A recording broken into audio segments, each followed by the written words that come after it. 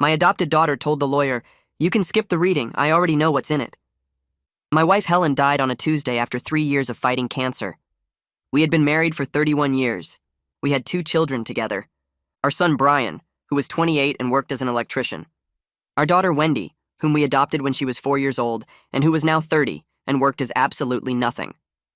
Wendy had not worked a single day in her entire adult life. She said working was beneath her. She said she was meant for better things.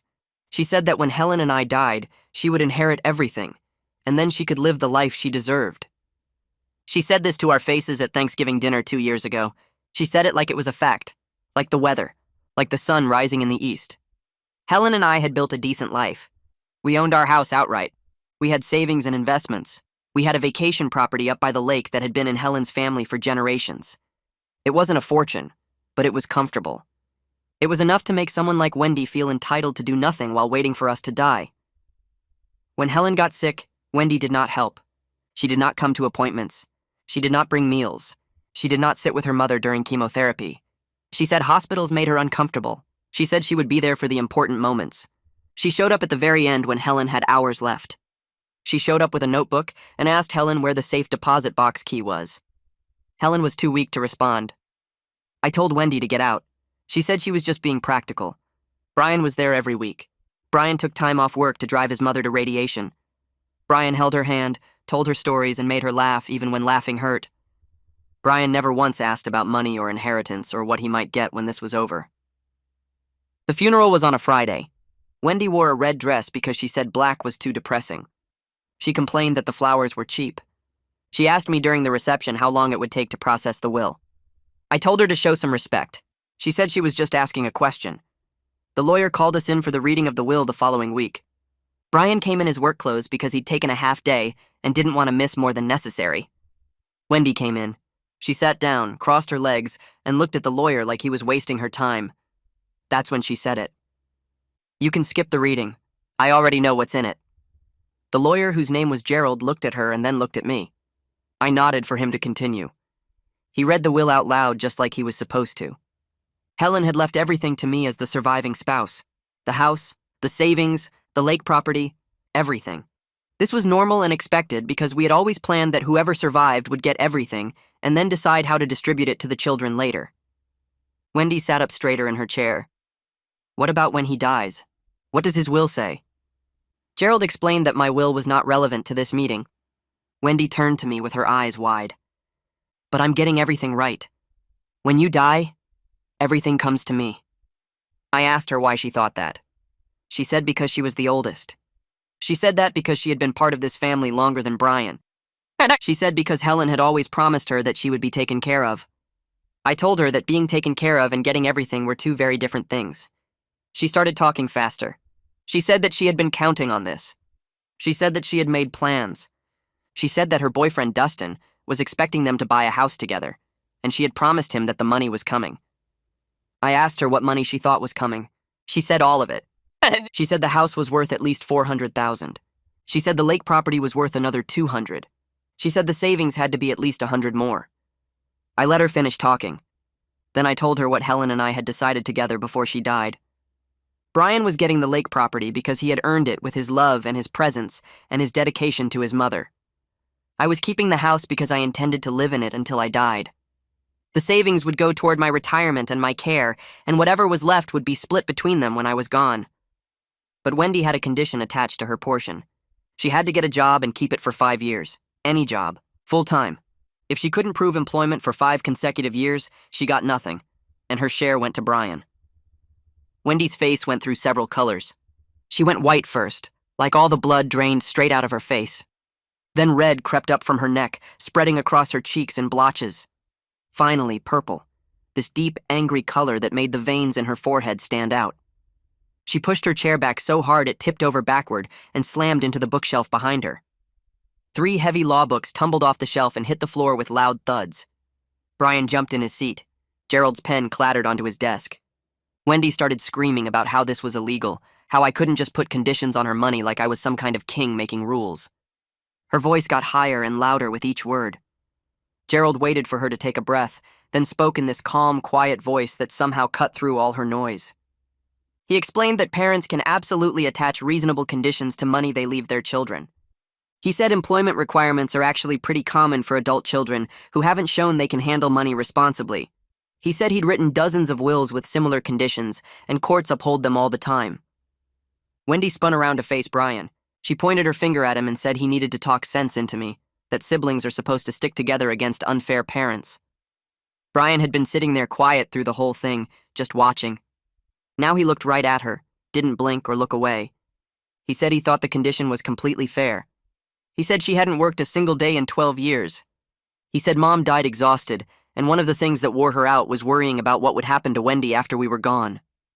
His voice stayed level and calm, but I could hear the anger underneath it. Wendy made this sound like a wounded animal. She grabbed her purse off the floor and stormed toward the door. She yanked it open so hard the frosted glass in the frame rattled and shook. I thought it might crack. The door slammed behind her with a bang that echoed through the whole office. Through the window, I watched her march across the parking lot in her high heels, wobbling a little on the uneven pavement. She got into her car and reversed out of the space without looking, tires squealing. Another car had to brake hard to avoid hitting her. She didn't even slow down, just pulled onto the street and disappeared. Gerald picked up the law books from the floor and put them back on the shelf. He straightened some papers on his desk. Then he looked at Brian and me and said we should go ahead and finish the paperwork while we were all here. We spent the next 20 minutes signing forms and going over details about transferring the lake property into Brian's name and handling the estate accounts. Gerald mentioned he'd seen plenty of families fight over money after someone died. He said most of the time the fights got ugly and nobody won. He told us he respected that Helen and I had tried to use the inheritance as a way to help Wendy instead of just punishing her, even if she couldn't see it that way right now. He said sometimes people need time to calm down and think clearly. When we left the office, Brian walked me to my car in the parking lot. He asked if I wanted him to follow me home. I said I was fine, but he shook his head and said he was following me anyway. The drive took 15 minutes and I watched his truck in my rearview mirror the whole way. When I pulled into my driveway, he pulled in right behind me. We sat there in our vehicles for a minute, then both got out at the same time. We ended up sitting on the front porch steps even though it was chilly out. Brian talked about Helen and how she always knew the right thing to say when Wendy got upset. He said Mom had this way of being firm but kind at the same time, setting boundaries without making people feel attacked. I told him I didn't have that gift, that I just got angry when Wendy acted entitled and selfish. Brian said maybe that was okay, that maybe Wendy needed someone to be angry instead of always understanding. We sat there for half an hour just talking, watching cars drive by on the street. Finally, Brian said he needed to get back to work, that he'd already taken more time off than he planned. He hugged me before he left, which we don't do often, and told me to call if I needed anything. I went inside and made coffee I didn't drink. I sat at the kitchen table and tried to read the newspaper but couldn't focus on the words. Around 5 o'clock, my phone started ringing. Wendy's name lit up the screen. I let it go to voicemail. She called back 2 minutes later. Voicemail again, then again, and again. Over the next 2 hours, she called 17 times. I didn't answer any of them. After the calls stopped, I listened to the voicemails. The first few were her crying and saying she couldn't believe I would do this to her. Then they got angry, her voice sharp and accusing, saying I'd betrayed her and ruined her life. The middle ones were desperate, begging me to reconsider, promising she'd be better and do whatever I wanted. The last few got manipulative, talking about how Helen would be so disappointed in me for treating her daughter this way, how I was destroying our family over money. I deleted them all and turned my phone on silent. The next morning, someone knocked on my door at 7 o'clock. I was still in my bathrobe drinking coffee. I looked through the peephole and saw Dustin standing on my porch. He was wearing expensive jeans and a leather jacket, his hair styled with gel. I opened the door but left the screen door latched. He started talking immediately, his voice loud and aggressive. He said I'd destroyed their plans, that Wendy was devastated and it was my fault. He said they were supposed to buy a house together, and now that was ruined because I was being cruel and controlling. He kept saying Wendy was a good person who deserved better than this treatment. His face was red, and he kept stepping closer to the screen door like he wanted to push through it. I told him that if he really loved Wendy, he should encourage her to get a job instead of sitting around waiting for people to die so she could take their money. I said a real partner would want to build a life together through work and effort, not inheritance. He called me a heartless bastard and said I didn't understand anything about their relationship. Then he turned and walked back to his car. I noticed the car for the first time. It was a luxury sports car, something German with a price tag probably around $60,000. The paint was perfect, and the rims were custom. I wondered what Dustin actually did for work and why. If he could afford a car like that, he needed Wendy's inheritance money to buy a house. Something didn't add up, but I was too tired to figure it out. That evening, Brian showed up with Chinese food and paper bag. He said he figured I wasn't eating properly, and he was right. I hadn't eaten anything except toast since the will reading. We sat at the kitchen table where Helen used to do her crossword puzzles every morning. The spot where her coffee mug always sat was empty, and it hurt to look at it. Brian unpacked containers of fried rice and orange chicken and egg rolls. We ate quietly for a while. Then he told me he was proud of how I was handling everything with Wendy, even though he knew it was hard. He said it took guts to stick to the plan instead of giving in when she cried and yelled. I told him I wasn't sure if I was being strong or just stubborn. He said maybe they were the same thing sometimes. 2 days later, Wendy showed up at my door holding a piece of paper. She waved it in my face like it was some kind of trophy. She said she had a job application, and she was taking this seriously. I took the paper from her hand and looked at it. It was an application for a retail store downtown. The paper was crisp and clean. Too clean. I looked closer and saw that every single line was blank. She had not filled out her name. She had not written her address or phone number. She had not checked any boxes or signed anything. She had downloaded the form from the internet and printed it out and brought it to me like that proved something. I asked her if she planned to actually fill it out and turn it in. She said she was going to do that next. She said she just wanted to show me she was trying. I told her that printing a blank application was not trying. She said I was being unfair. I told her that submitting one application would not cut it anyway. The will required 5 years of steady work.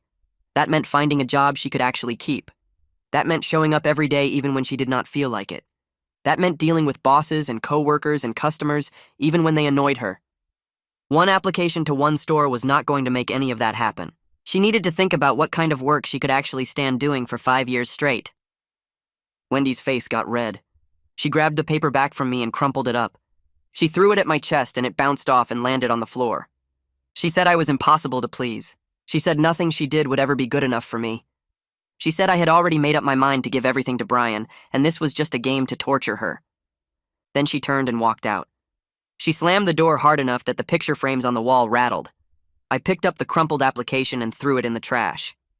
I thought about calling her back, but I did not. She needed to figure this out on her own. 3 days after that, Gerald called me. His voice sounded tired. He said Wendy had contacted him directly. She wanted to know if there were any loopholes in the will conditions. She asked if she could challenge the employment requirement in court. She wanted to know if there was any way to get her inheritance without actually having to work for 5 years. Gerald told her the will was airtight. He said Helen and I had it reviewed by 2 other lawyers before she signed it. They had looked for any possible legal problems. They made sure everything was clear and enforceable. Gerald said Wendy asked a lot of questions about what counted as employment. Could she work part-time? Could she start her own business and pay herself? Could she volunteer somewhere and call that a job? He told her the will specified full-time employment with a legitimate employer who would provide documentation. He said she seemed frustrated when he explained all this. She asked him whose side he was on. He told her he was not on anyone's side. He was just doing his job as the executor of Helen's estate. After I hung up with Gerald, I sat at the kitchen table for a long time. I thought about Wendy looking for loopholes instead of just getting a job. I thought about how much energy she was putting into avoiding work when she could use that same energy to actually work. The grief was getting harder to handle. I thought losing Helen would get easier with time, but it was not working that way. Every morning I woke up and reached for her side of the bed and she was not there. Every evening I came home and the house was quiet in a way that felt wrong. Brian was helping, but he had his own life. I could not lean on him for everything. I needed to talk to someone who understood what I was going through. I found a grief counselor named Carrie Jennings. Her office was in a small building near the library. The waiting room had soft chairs and tissues on every table. Carrie was in her 50s with gray hair and kind eyes. She did not try to tell me everything would be okay. She just listened. I told her about Helen. I told her about the cancer and the 3 years of fighting and how tired Helen was at the end. I told her about Wendy and the will and the conditions. I told her I felt guilty for being so hard on my daughter when I should be focused on missing my wife. Carrie said grief and family conflict could happen at the same time. She said dealing with Wendy's behavior did not mean I loved Helen any less. She helped me understand that setting boundaries with Wendy was actually an act of love. It felt cruel to make her work for her inheritance. It felt mean to watch her struggle and not just give her the money. But Carrie said giving Wendy money without teaching her responsibility would hurt her in the long run. Helen and I were trying to help Wendy become a person who could take care of herself. That was love, even when it felt like punishment. 3 weeks after the will reading, Brian called me on a Saturday morning. His voice sounded angry, which was unusual for him. He said he drove by the lake property to check on it. He found Wendy there. She was not alone. Dustin was with her. There were 2 other people I did not know. They were inside the house measuring rooms. They had a tape measure and a notebook. They were taking photos of everything. Brian said they were acting like they owned the place, like they were planning renovations or figuring out furniture layouts. He said Wendy saw him pull up, but she did not leave. She just kept doing what she was doing. I told Brian I would meet him there. I got in my car and drove the 40 minutes to the lake. The property sat on 3 acres with old pine trees and a dock that needed repairs. Helen's grandparents built the house in the 1950s. It was small but solid with big windows facing the water. When I pulled up, I saw Dustin's expensive car parked in the gravel driveway next to a truck I did not recognize. Brian was waiting outside. His jaw was tight and his hands were in fists. We walked in together. Wendy was in the kitchen with Dustin and 2 people I had never seen before. One was a woman about Wendy's age with blonde hair. The other was a man in his 40s wearing a polo shirt. They had papers spread out on the counter. The woman was pointing at something and talking about knocking down a wall. Wendy looked up when we came in. She did not look surprised or embarrassed. She looked annoyed, like we were interrupting something important. Brian told them they needed to leave. His voice was calm but firm. Wendy said they were just looking around. She said the property should be split between siblings. She said she had as much right to be there as Brian did. She said it was not fair that he got the whole thing just because he drove Mom to a few appointments. Brian's face got red, but he kept his voice level. He said the property was legally his now. The will was clear. They were trespassing. Wendy laughed like he was joking. She said family could not trespass on family property. I told her she was wrong. This was not family property anymore. It was Brian's property. She needed to leave and take her friends with her. Dustin stood up from where he was sitting. He walked over to Brian and got close to his face. He was trying to intimidate him. He said Brian was being selfish and unreasonable. He said Wendy deserved her share and they were going to make sure she got it. Brian did not move. He just looked at Dustin without blinking. Brian had been doing physical work for 10 years. He was strong and solid and he did not scare easy. He told Dustin he had 10 minutes to pack up and get out, or he was calling the sheriff for trespassing. Dustin said he would like to see him try. Brian pulled out his phone and started dialing. That made Dustin step back. The blonde woman grabbed her purse. The man in the polo shirt started gathering up the papers. Wendy was yelling now. She said we were destroying the family. She said Brian was a traitor and I was a terrible father. She said Mom would be ashamed of both of us. She kept yelling as Dustin pulled her toward the door. They got in their cars and left. The gravel sprayed up as they drove away too fast. Brian and I stood in the empty kitchen. The house felt quiet after all that noise. Brian said he was going to change the locks. I said that was a good idea. When I got home that evening, I thought about my own locks. Wendy had a key to my house. She had one since she was a teenager. I never asked for it back. Marie Darling lived next door. She was in her 70s and spent a lot of time in her garden. She saw everything that happened on our street. The next morning, I was getting my mail when Marie came over. She asked how I was holding up. Then she mentioned something that made my stomach drop. She said she saw someone who looked like Wendy trying my back door a few days ago. It was when I was at the grocery store. The person tried the door and looked in the windows. Marie thought maybe Wendy forgot something and was trying to get it. But now that she thought about it, the person seemed to be checking if anyone was home. I thanked Marie and went inside. I called a locksmith right away. He came that afternoon and changed all the locks. Front door, back door, side door to the garage. I did not tell Wendy I was doing this. I just did it. If she tried to come in while I was gone, she would find out the hard way. The next week, I met with Greg Waite. He was my financial advisor for the past 15 years. Greg helped Helen and me plan for retirement. He knew our whole financial situation. I told him about everything happening with Wendy. I told him about the trespassing and the credit card fraud I suspected was coming. Greg said he had seen family disputes destroy people's retirement plans before. He said we needed to protect my assets. We moved money around. We put some accounts in a trust that Wendy could not touch. We made sure my retirement funds were secure no matter what legal action she might try. Greg said it felt wrong to have to protect yourself from your own child, but he said it was necessary. He had seen too many parents lose everything because they did not want to believe their kids would hurt them financially. A few days later, I started noticing posts on social media. Wendy was putting up vague messages about toxic parents and unfair treatment. She posted about family members who abandon their children when they need help most. She shared articles about inheritance disputes and elder abuse. She was clearly trying to make me look bad. She wanted sympathy from people who did not know the real story. Helen's friends started calling me. They were confused and concerned. They asked what was going on. They said Wendy's post made it sound like I cut her off completely. I had to explain the whole situation over and over. I told them about the will conditions. I told them about Wendy's refusal to work. I told them about the trespassing and the manipulation. Most of Helen's friends understood. They knew Wendy. They had seen her behavior over the years, but explaining it was exhausting. Every phone call felt like I was defending myself for something I should not have to defend. I thought about responding to Wendy's posts publicly, but that would just make things worse. So I let her say what she wanted. The people who mattered knew the truth. Brian called me the next morning. He wanted to talk about Wendy and what we could do. I was sitting at the kitchen table drinking coffee when my phone rang. He said maybe we should try a family meeting with someone professional to help. I told him I didn't think it would work. Wendy wasn't interested in listening to anyone. Brian said he knew that was probably true, but he didn't want to give up on her completely. I understood what he meant. She was still our daughter even when she made it hard to remember that. I agreed to try it. Brian said he would look for someone who did this kind of work. A mediator or counselor who helped families talk through problems. I thanked him for trying, even though I felt tired just thinking about it.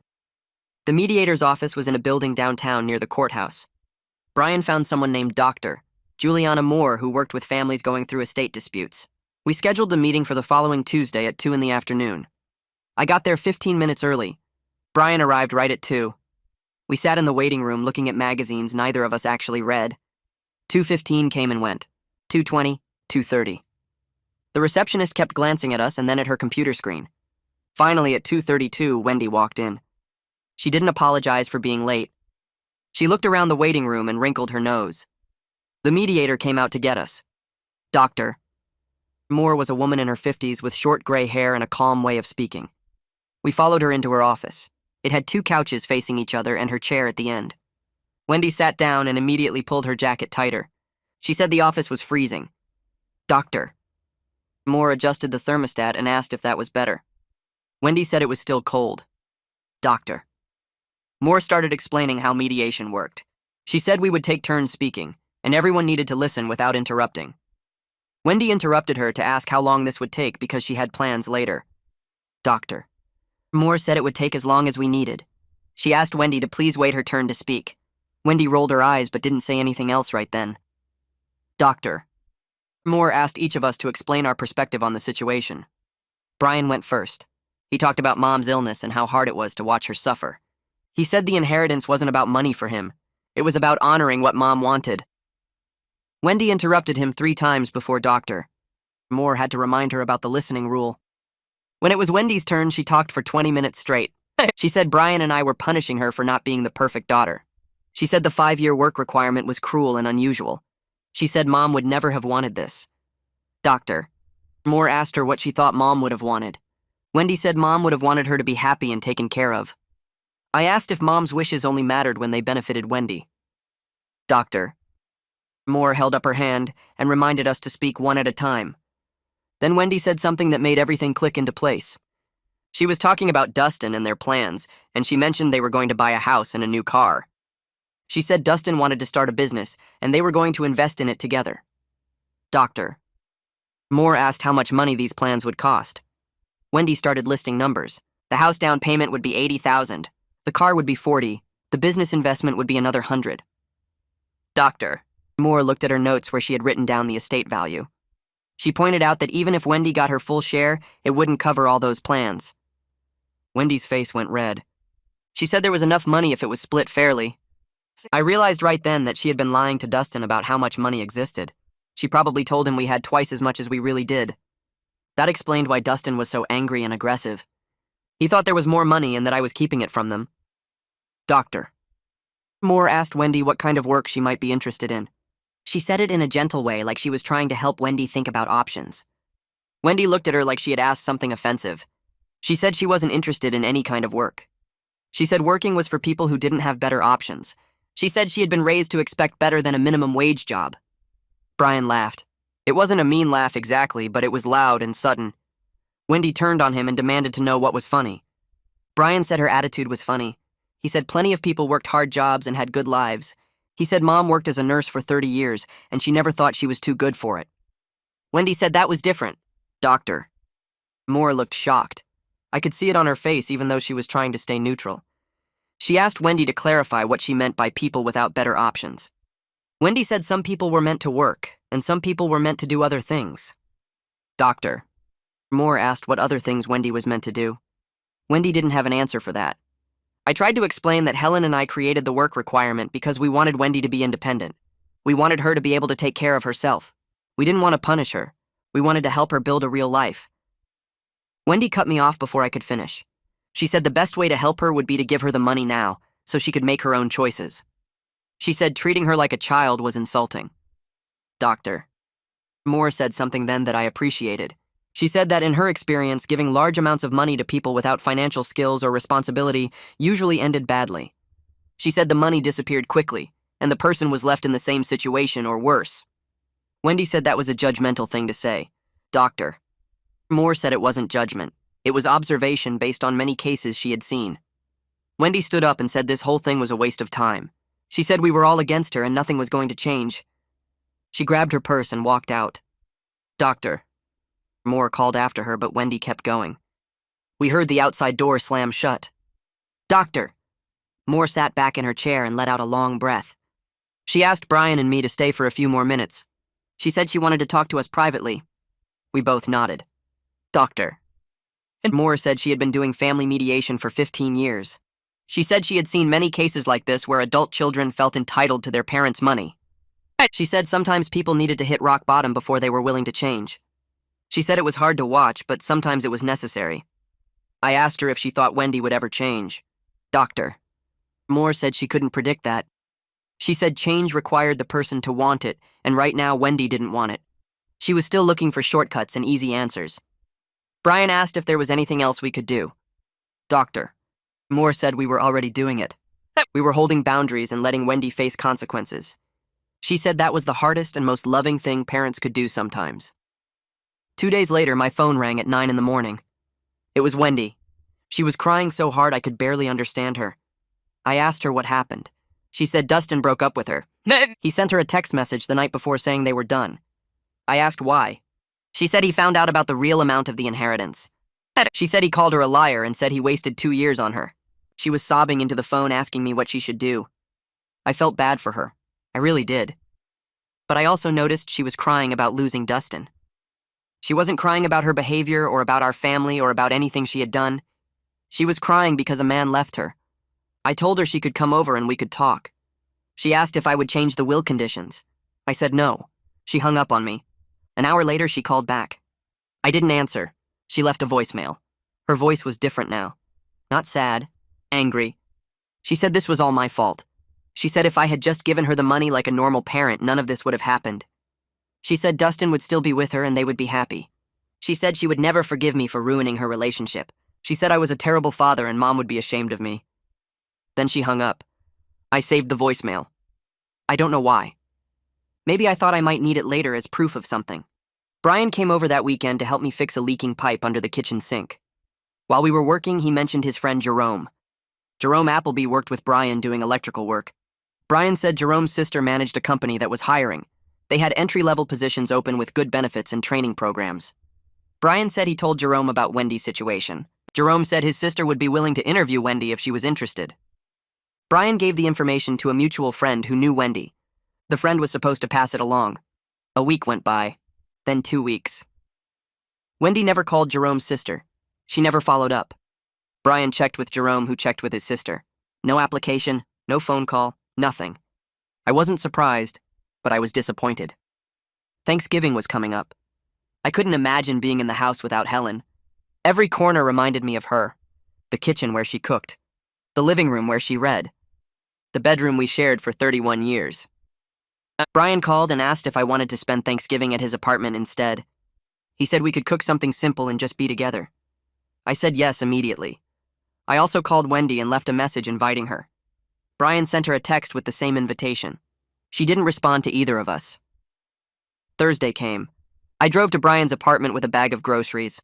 He lived in a small 2-bedroom place across town. It was clean and organized, very much like him. We cooked a turkey breast and mashed potatoes and green beans. Nothing fancy. We set the table and sat down to eat. Brian raised his glass of water and said we should talk about Mom. He said we should remember the good things. I agreed. We spent the next hour sharing stories. I talked about how Helen used to sing while she cooked even though she couldn't carry a tune. Brian talked about how she always knew when he was upset even when he tried to hide it. We laughed and we cried and we ate our simple meal. Neither of us mentioned Wendy. We both knew she wasn't coming. We both knew she had made her choice. But for those few hours, we focused on what we had instead of what we lost. The day after Thanksgiving, Marie knocked on my door holding a glass casserole dish wrapped in a checkered towel. She lived 3 houses down and had brought food over twice since Helen died, always with that same careful knock that said she didn't want to intrude, but wanted to help. I invited her in, and she set the dish on the counter, pulled back the towel to show chicken and rice with vegetables baked into the top. She said it was her mother's recipe, and froze well if I wanted to save some for later. I thanked her and asked if she wanted coffee. She said yes and sat at the kitchen table while I got mugs down from the cabinet. We sat across from each other and she asked how I was doing with everything. I told her about Thanksgiving with Brian, about the simple meal and the stories about Helen. She nodded and said that sounded nice. Then she told me about her own daughter who had stolen money from her purse for years to buy drugs. She said it took her a long time to stop giving her daughter chances and start letting her face what happened when she made bad choices. She said the hardest part was watching someone you love struggle and knowing you couldn't fix it for them. She said sometimes the kindest thing you can do is let people face the natural results of their actions, even when every part of you wants to rescue them. I asked how her daughter was doing now. Marie said she had been clean for 3 years and had a job and an apartment. She said it took hitting bottom before her daughter was willing to change, and if Marie had kept bailing her out, her daughter might still be using. We sat there for almost an hour talking about difficult family relationships and how love doesn't always look like helping. When she left, I put the casserole in the refrigerator and felt less alone than I had in weeks. The first week of December, I went to see Carrie for my regular appointment. I sat in the chair across from her desk and she asked how the holiday went. I told her about Brian's apartment and the meal and the stories. She asked if I felt sad. I said yes, but it was a different kind of sad than I expected. She asked what I meant. I said I thought I would spend the whole day missing Helen and feeling the empty space where she should have been. Instead, I felt grateful for the years we had and for Brian being there with me. Carrie wrote something in her notebook and asked about Wendy. I said Wendy didn't come and didn't respond to our invitations.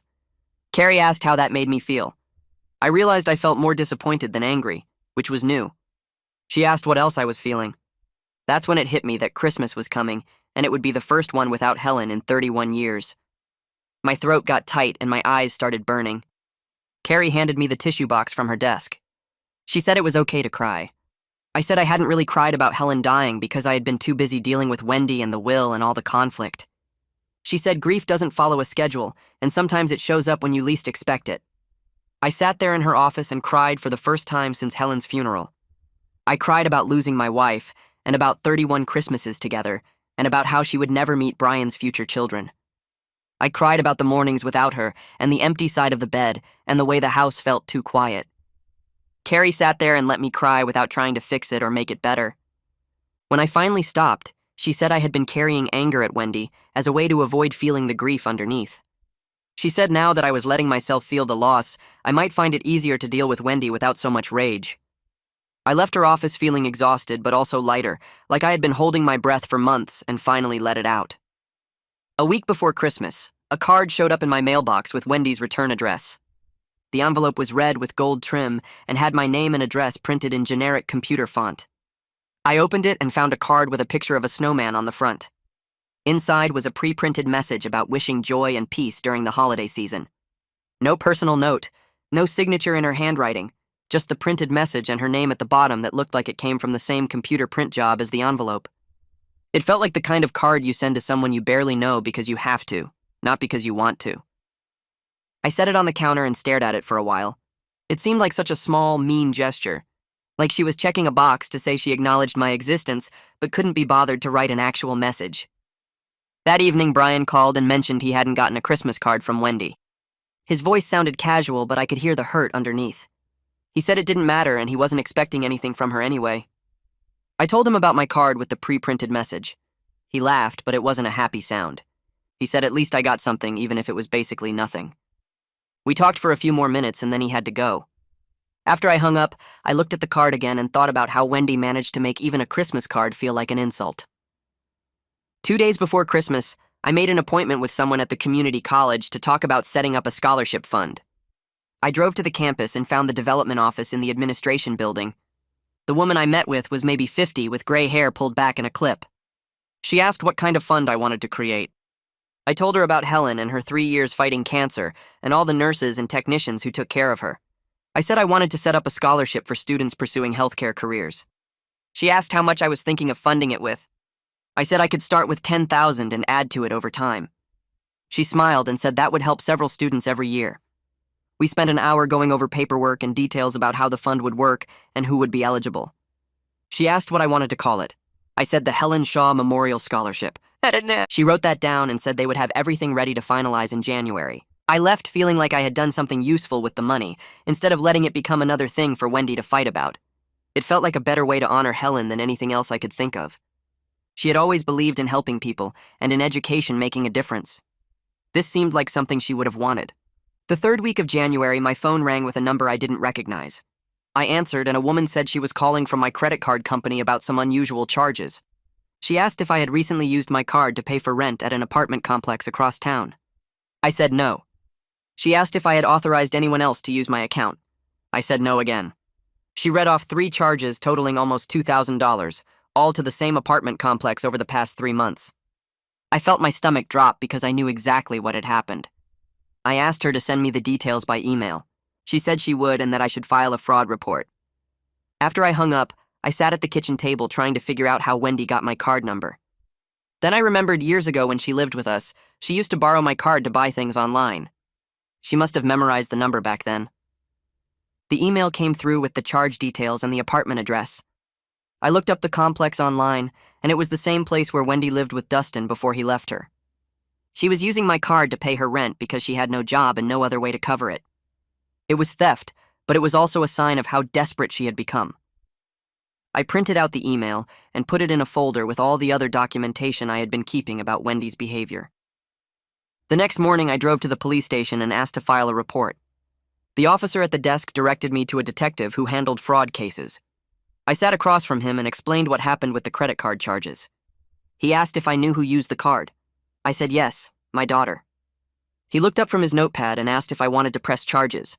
I said I wanted to create a paper trail to protect myself from future charges, but I didn't necessarily want her arrested. He nodded like he understood and said family financial abuse was more common than people think. He said a lot of adult children steal from their parents and the parents feel too guilty to report it. He took down all the information and had me sign the report. He said the credit card company would investigate and I wouldn't be responsible for the fraudulent charges. He also said having the police report on file would make it harder for Wendy to claim she had permission to use the card. I thanked him and left with a copy of the report in my hand. It felt strange to have official documentation of my daughter stealing from me, but it also felt necessary. That afternoon, my phone rang and Wendy's name showed up on the screen. I answered, and she immediately started screaming about the police report. She said I was trying to ruin her life and destroy her future. She said what kind of father calls the police on his own daughter. I waited for her to stop yelling, and then I told her she ruined her own situation by stealing from me. I said I would drop the report if she paid back what she took and got professional help for whatever was going on with her. She said she didn't need help and I was the one with the problem. She said I was cruel and vindictive and Mom would be ashamed of me. I told her Mom would be ashamed of her for stealing and lying and refusing to work. She hung up on me. I sat there holding the phone and feeling tired. Every conversation with Wendy ended the same way now, with her blaming me for consequences she created herself. In February, Brian called to tell me he got a promotion at work. He sounded excited but also a little guilty. He said he would be supervising a crew now and making quite a bit more money with better benefits. I congratulated him and asked why he sounded guilty about it. He said it felt wrong to be doing well when Wendy was struggling so much. I told him that was misplaced guilt. I said he earned his promotion through years of hard work and showing up every day and being reliable. I said Wendy was struggling because she refused to work, not because of anything Brian did or didn't do. He was quiet for a moment and then said he knew I was right, but it still felt strange. I told him he should be proud of himself and celebrate his success. I said Helen would be incredibly proud of him. He said thanks, and his voice got a little thick like he might cry. We talked for a few more minutes about his new responsibilities and then he had to go. After I hung up, I felt grateful that at least one of my children understood how to build a life through actual effort. The following week, I met with Greg at his office to talk about setting up a trust for what remained of Helen's estate. I explained that I wanted to remove myself from direct control of the money so Wendy couldn't manipulate me emotionally about it. Greg said that was smart planning and would also protect the assets legally.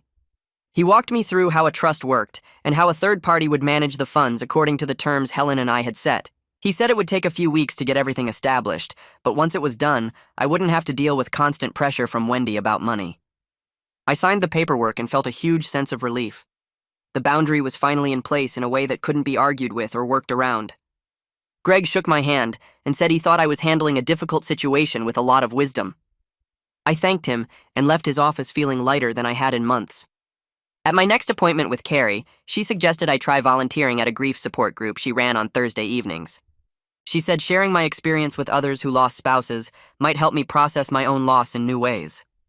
I was hesitant at first because I didn't think I had anything useful to offer other people. She said sometimes just being present and listening was enough. I agreed to try it once. That Thursday, I showed up at the community center where the group met. There were 8 people sitting in a circle of folding chairs. Carrie introduced me and I sat down. For the next hour, I listened to other people talk about losing their husbands and wives. Some of them had been widowed for years. Some of them lost their spouses recently, like me. I didn't say much that first night, but hearing their stories made me feel less alone. The next week, I went back and shared a little about Helen and how hard it was to deal with family conflict while grieving. Several people nodded like they understood exactly what I meant. One woman said her son had tried to take her car after her husband died because he thought she was too old to drive. Another man said his daughter-in-law kept pressuring him to sell his house and move in with them so they could rent out his property. I realized my situation with Wendy wasn't unique. Other people dealt with family members who saw grief as an opportunity instead of a time to offer support. I kept going back every Thursday and found that helping other people by listening to their stories actually helped me understand my own grief better. Marie brought me to her first book club meeting on a Thursday evening in February. The group met at a community center room that smelled like coffee and old paper. 8 women sat in a circle of mismatched chairs, and they all looked up when we walked in. Marie introduced me as her neighbor who had recently lost his wife. They nodded with understanding faces and made space for me to sit down. The book that month was something about a man hiking a trail after his divorce. I hadn't read it, but they told me to just listen and see if I liked the group. For the next hour, they talked about the book and about their own lives. 2 of them were widows. 3 were divorced. One woman's husband had dementia and didn't recognize her anymore. They talked about books, but they also talked about loneliness and learning to do things alone. Nobody asked me about money or inheritance or family drama. Nobody needed anything from me. When the meeting ended, one of the widows handed me a copy of next month's book and said she hoped I'd come back. I took it home and actually started reading it that night. In March, my phone rang with Wendy's number. I almost didn't answer because our conversations usually ended badly. But I picked up on the 4th ring. She told me she got a job as a receptionist at a dental office downtown. Her voice had this edge to it like she was waiting for me to throw a parade.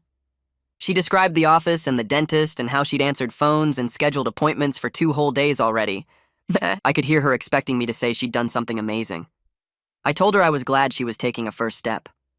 She went quiet for a second, then asked if this meant the 5-year clock started now. I said yes, as long as she kept the job. She said of course she would keep it, like the question insulted her. Then she asked if I wanted to take her out to dinner to celebrate. I said maybe after she'd been there a month. She hung up without saying goodbye. Wendy called again 2 weeks later. Her voice was different this time, higher and faster. She said her boss at the dental office was impossible to work with. She said he expected her to arrive exactly at 8:30 every morning, even though traffic was unpredictable. She said he got mad when she didn't file patient records in the right order, even though nobody had properly trained her on the system. She said the other receptionist was rude and unhelpful. She said she quit that morning and walked out. I didn't argue with her. I just said the 5-year clock hadn't really started because she needed to maintain employment, not just try it for 2 weeks. She said I was changing the rules. I said the rule was always 5 consecutive years of full-time work. She said this was impossible and unfair.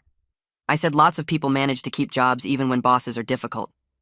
She hung up on me again. Brian called me in early April to tell me he was seeing someone. Her name was Lisa, and she was a teacher at the elementary school near his work. He met her through Jerome, who apparently had a sister who worked at the same school. Brian said they'd been on 4 dates and he really liked her. He sounded nervous telling me this, like he thought I might disapprove or think it was too soon after Helen's death. I told him I was happy for him and asked when I could meet her. He said, "Really, you want to meet her already?" I said, "Of course I did." He set up dinner at a casual restaurant for the following Saturday. Lisa showed up in jeans and a sweater, shaking my hand firmly and looking me right in the eye. She asked me questions about my work and my life without being nosy. She laughed at Brian's stories and touched his arm when she talked to him.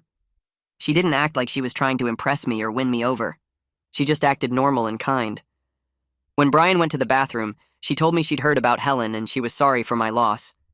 Then she said Brian talked about his mom a lot, and she could tell how much he loved her. I liked her immediately. 2 days after that dinner, Brian forwarded me a message from Wendy. It was long and rambling. She said she saw on social media that Brian was dating someone. She said he was replacing the family with strangers. She said he was moving on too fast and forgetting about mom. She said he should be focusing on family instead of new relationships. She said Lisa probably just wanted his money, which was funny since Brian didn't have any money beyond his regular paycheck. She said Brian was being selfish and disloyal. Brian's message to me just said, "Is she serious right now?" I wrote back that Wendy was projecting her own isolation onto him. He sent back a thumbs up. In late April, Brian asked if I wanted to spend a weekend at the lake property with him and Lisa. They wanted to do some repairs and cleaning before summer. I said yes and drove up on Saturday morning. The property looked good. Brian had been taking care of it since the will reading, cutting the grass and checking the pipes. We spent the day fixing a loose board on the dock and cleaning out the gutters. Lisa pulled weeds from the flower beds that Helen used to maintain. We worked without talking much, just enjoying the quiet and the fresh air. That evening we sat on the porch and watched the sun go down over the water. Lisa asked me about Helen's family and how long they'd owned this place. I told her about Helen's grandparents building the cabin in the 1950s and how Helen had spent every summer here as a kid. I told her how much Helen loved this spot and how she'd wanted it to stay in the family. Lisa said she could see why. Being there felt peaceful instead of sad. It felt like honoring Helen's memory the right way.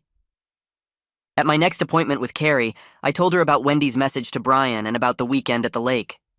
She asked how I was handling the guilt about Wendy struggling while Brian was doing well.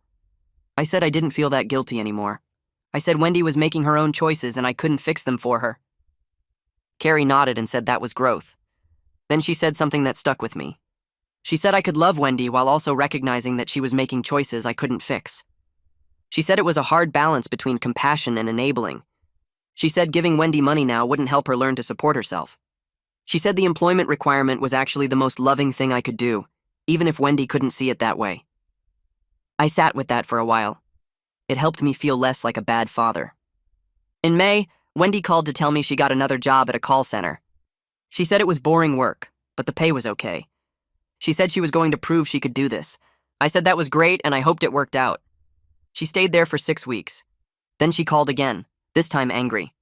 She said she quit because another worker had been rude to her and management didn't do anything about it. She said the woman had made comments about Wendy's work speed and her phone manner. She said she wasn't going to tolerate being disrespected. Then she said she'd kept the job for 6 weeks and I should be proud of that. I said 6 weeks was better than 2 weeks, but it still wasn't sustained employment. She said I was being unreasonable. I told Wendy I could see she was trying, but she needed to learn to stay employed even when things got difficult. I said the 5-year requirement wasn't just about having a job, it was about proving she could handle the normal challenges that come with working. I said every job has difficult coworkers and frustrating situations. She said I was moving the goalposts. I said I wasn't. I was just being realistic about what sustained employment actually meant. She said this whole thing was designed to make her fail. I said it was designed to help her succeed by building real skills. She said I didn't understand how hard it was for her. I said I understood it was hard, but hard didn't mean impossible. She hung up. Brian called me in mid-June. His voice was shaking with excitement. He said he'd proposed to Lisa at the lake house that afternoon. He said they'd been walking on the dock and he just asked her. She said yes. They were getting married. I felt this rush of happiness for him mixed with this ache that Helen wasn't here to see it. I told him congratulations and that I was so happy for them both. He said he wished Mom could have met Lisa. I said Mom would have loved her. We talked for a few more minutes about wedding plans and timing. After I hung up, I sat in my kitchen and cried. But they were good tears mixed with sad ones. My son had found someone who made him happy.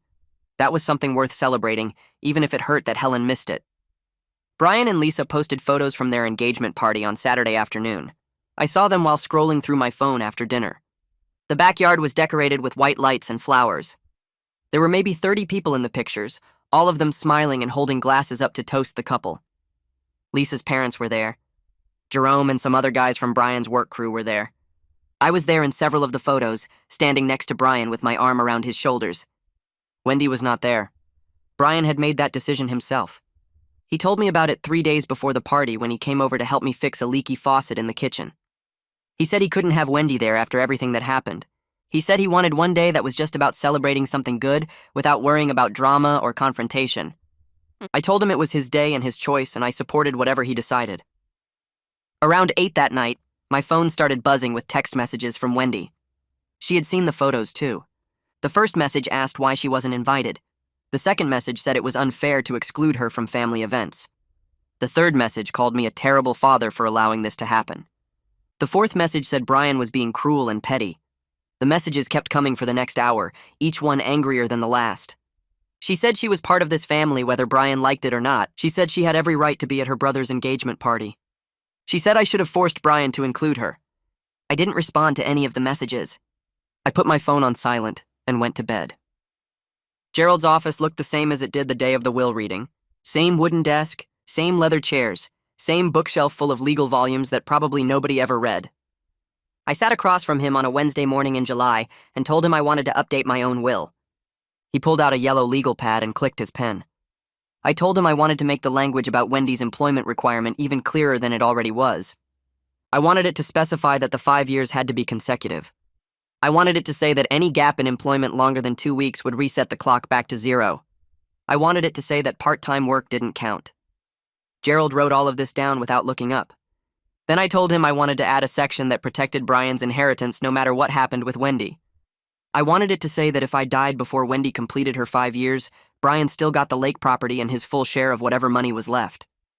I wanted it to say that Wendy's failure to meet the employment requirement couldn't reduce what Brian received. Gerald nodded and kept writing. He said these were all reasonable additions. He said he could have the updated will ready for signature within a week. He asked if there was anything else I wanted to change. I thought about it for a minute. Then I told him to add a section about the house. I said if I had to go into a nursing home or needed expensive medical care, the house could be sold to pay for it. But if there was anything left after I died, that money should be split between Brian and Wendy only if Wendy had met the employment requirement. If she hadn't, it all went to Brian. Gerald finished writing and looked up at me. He said this will was going to be very difficult for Wendy to challenge in court. I said that was exactly the point. Marie and I started meeting for coffee every Thursday morning at a place 2 blocks from my house. She was 73 and had been a widow for 5 years. Her husband died of a heart attack while mowing the lawn. She found him face down in the grass with the mower still running next to him. She told me this story during our 3rd coffee meeting, and I told her about Helen's 3 years of cancer and how I watched her fade away piece by piece. We both cried a little bit that morning, right there in the coffee shop with people walking past our table. After that, we talked about other things. She told me about her 2 sons who both lived out of state and called her once a month if she was lucky. I told her about Brian and Wendy and the whole inheritance situation. She listened without judging. She said her own kids had fought over her husband's life insurance money, even though there wasn't much of it. She said money made people crazy sometimes.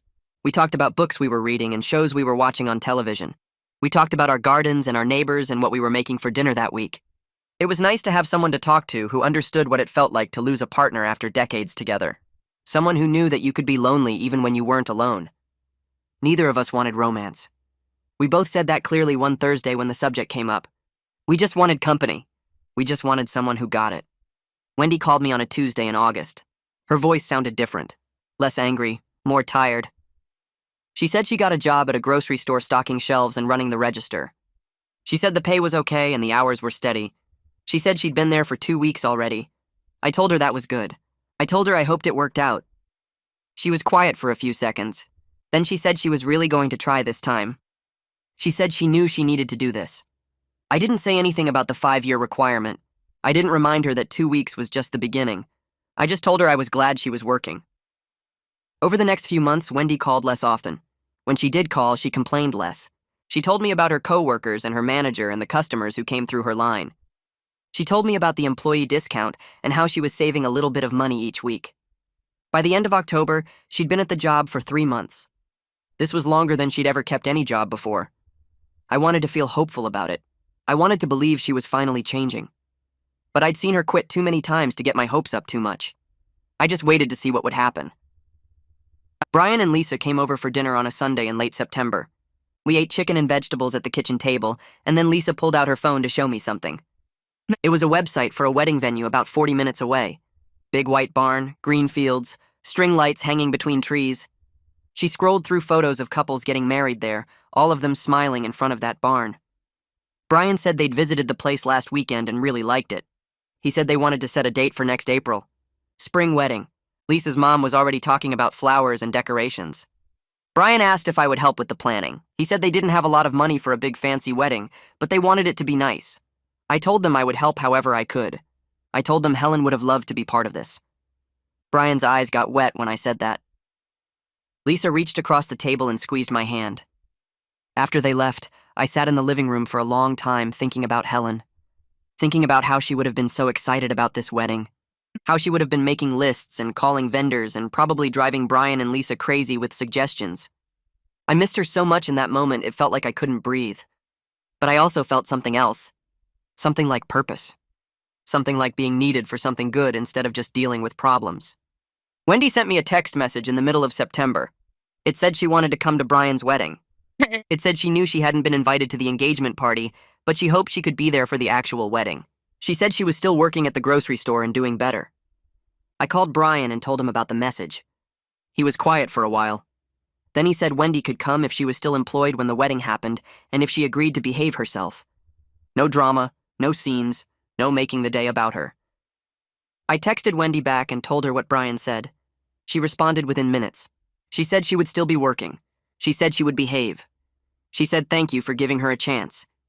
I didn't respond to that last message. I just hoped she meant it. I started going through Helen's closet on a Saturday morning in early October. Marie came over to help. We pulled out dresses and sweaters and shoes, making piles on the bed. Keep pile, donate pile, throw away pile. Helen had kept everything. Clothes from 20 years ago that didn't fit anymore but she couldn't let go of. Shoes she never wore but thought she might need someday.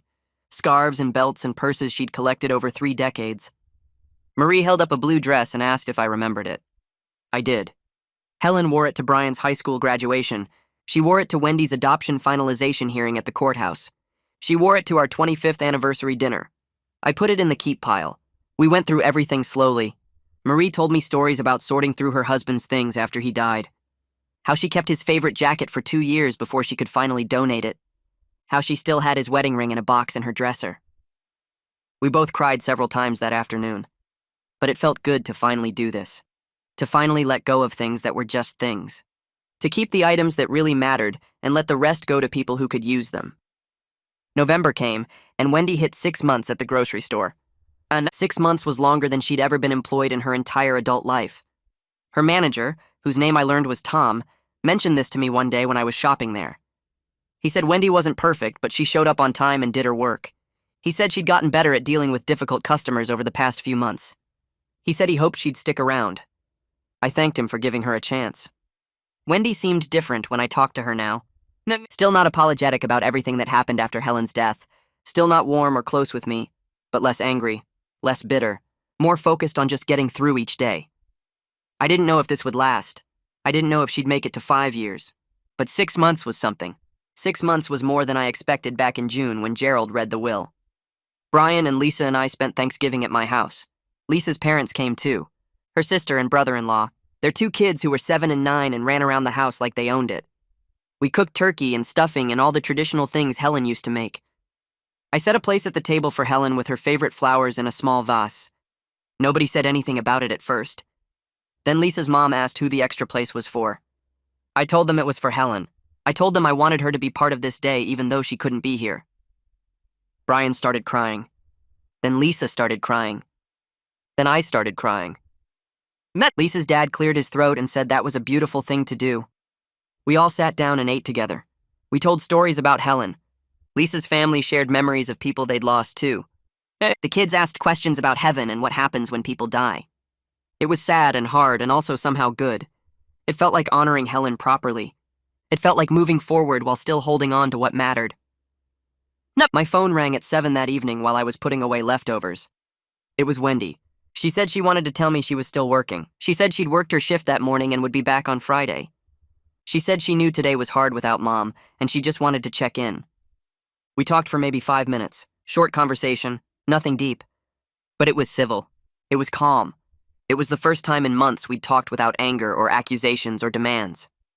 When we hung up, I stood in the kitchen holding my phone and feeling something I hadn't felt about Wendy in a long time. Not hope exactly, but maybe the beginning of hope. Maybe the start of something better than what we'd had. December came with the kind of cold that made everything feel sharper. I started going to Helen's grave every Sunday morning with fresh flowers from the grocery store where Wendy worked. The first Sunday I went alone and stood there for maybe 20 minutes just talking to the headstone like Helen could hear me. I told her about Brian's engagement and about Wendy keeping her job for 6 months now.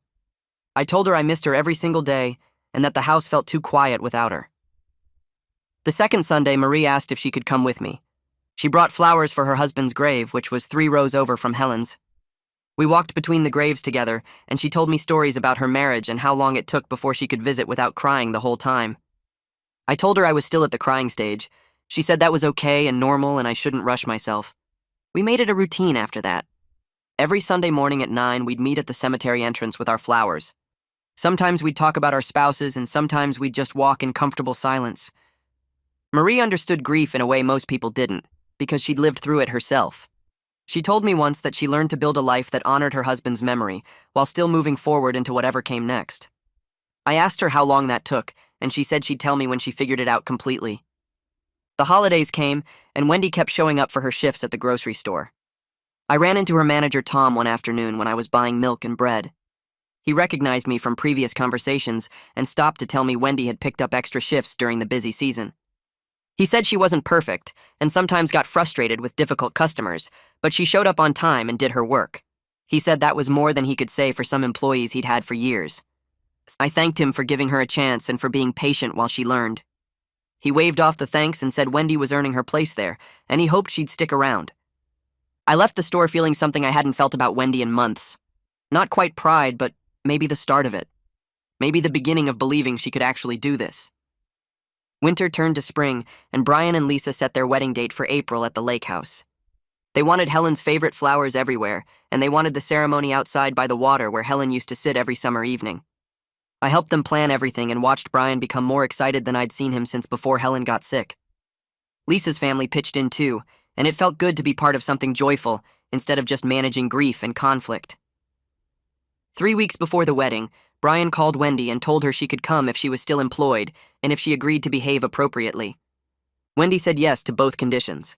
Brian told me about the conversation, and I could hear in his voice that he wanted to believe his sister could show up and be part of something good. I wanted to believe it too, even though I was scared to hope too much. The wedding day came with perfect weather and clear skies.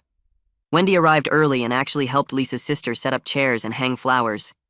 She wore a simple blue dress and kept her phone in her purse instead of checking it constantly like she usually did. The ceremony was beautiful, and I cried through most of it thinking about how Helen should have been there to see this.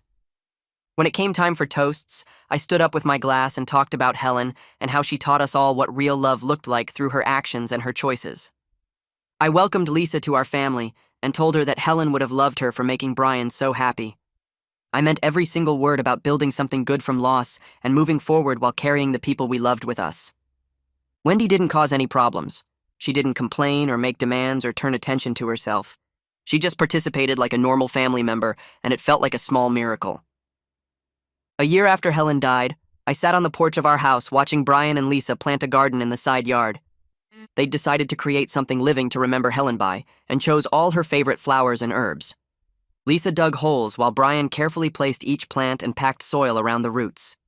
They worked together with easy coordination, and I could see the life they were building together.